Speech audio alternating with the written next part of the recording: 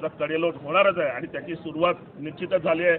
त्या मुंबईच्या महानगरपालिकेमध्ये देखील आपल्याला त्या पद्धतीने दिसेल आणि तेच आपल्याला पनवेल महानगरपालिकेमध्ये कामोठ्यामधून किती उमेदवार महाविकास आघाडीचे किंवा शिवसेनेचे निवडून येतील?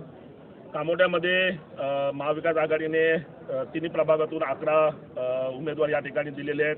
आम्ही कोणताही ठेकेदार किंवा गडगंज श्रीमंत की जे आमच्या विरोधकांचे क्रायटेरिया आहेत उमेदवारांचे तसं न देता की जे सर्वसामान्यांसाठी धावतायत त्यांच्या दैनंदिन दिवस सोडवण्यासाठी पाणी कचरा रस्ते किंवा अगदी कोणाला हॉस्पिटल कोणाचं शाळेतलं ॲडमिशन यासाठी धावणारी आणि त्यांच्यासाठी कार्यरत असणारी अशीच मंडळी आम्ही उमेदवार म्हणून दिलेत. त्याच्यामुळे मला पूर्णतः खात्री आहे की आमच्या 11च्या 11 उमेदवार या कामोठ्याच्या तिन्ही प्रभागातून प्रचंड मताने निवडून येतील. आणि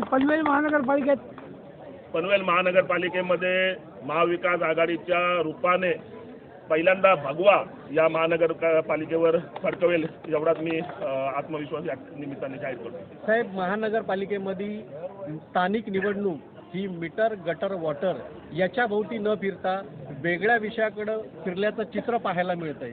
काय सांगाल आणि मतदारांना कसं आश्वासन देऊन तुम्ही विजयाचा गौडदौड कराल? खरं तर पनवेल महानगरपालिकेचं ते दुर्दैव मला असं वाटतंय की महानगरपालिका म्हणजे ज्या काही ॲडव्हान्स सिव्हिक ॲम्युनिटीज आहेत कारण या ठिकाणी आंतरराष्ट्रीय विमानतळ विकसित झालं आहे त्या निमित्ताने या ठिकाणी विकासाच्या अनेक संधी आहेत परंतु मुळात इथे जे काही बेसिक पाण्याचं जे काही safe and drinking portable water हे जे काही ॲटमोस्ट प्रायोरिटी असते कोणत्याही सिव्हिक बॉडीची त्याच्यासाठी इथे बोंबाबोंब आपल्याला पाहायला मिळते. गेल्या 3 दिवसापासून कामोठ्यामध्ये पाण्याचा थेंब नाही आहे. लोकांच्या घरामधून अक्षरशः या सत्ताधाऱ्यांच्या नावाने टोटो बोंबा मारल्या जात आहेत आणि या साध्या ज्या बेसिक सिव्हिक ॲम्युनिटीज आहेत त्याच्यासाठी देखील लोकांना झगडावं लागतंय याच्यासारखं दुर्दैव नाही. त्याच्यामुळे कोणत्या तोंडाने इथे सत्ताधारी लोकांच्या परीक्षेला सामोरं जाणार आहेत हा मोठाच प्रश्न आहे. आणि खरं तर या सर्व ज्या काही बेसिक गोष्टी आहेत मूलभूत गरजा आहेत त्या सोडवण्यासाठी कोणतेही प्रयत्न किंवा कोणताही असा जे काय विकासाची ब्ल्यूप्रिंट अशी सत्ताधाऱ्यांकडे दिसत नाही आहे.